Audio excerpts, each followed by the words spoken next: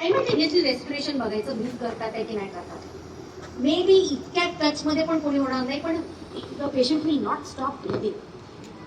कोणीच, जो माणूस जिवंतपणे हे आहे, रिस्पॉन्सिव्ह आहे, will not stop breathing. Simultaneously observing his respiration, both are not there. ठीक आहे, this is where you want to. हे सगळ्यांना माहिती आहे. आपल्या ह्याच्यामध्ये पाहिजे, दुसऱ्यांचे पाहिजे नाही.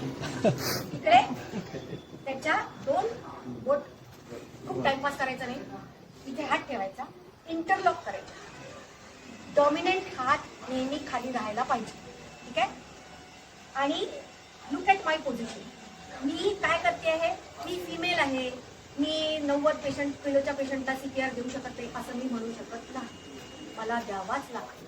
ठीक आहे, तो हात अगदी सरळ ठेवायचे आणि आपल्या वजनाचा हे करायचा.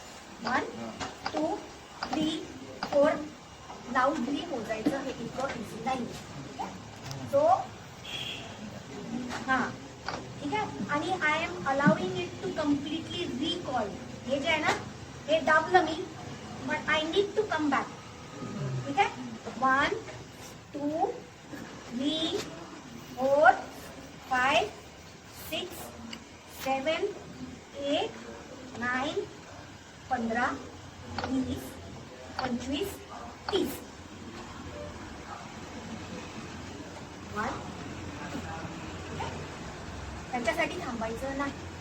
परत तर असं करू पूर्ण याच्यामध्ये इतकी मान आहे, जस्ट सरळ सरळ करायची आणि जस्ट एक्सटेंड करायचं. परत एकदा राहुल, डू नॉट हे नेक, कारण RTA मध्ये 90% times the patient will have neck fracture. Do not do that. उशीने ठेवायची नाही, काहीच नाही.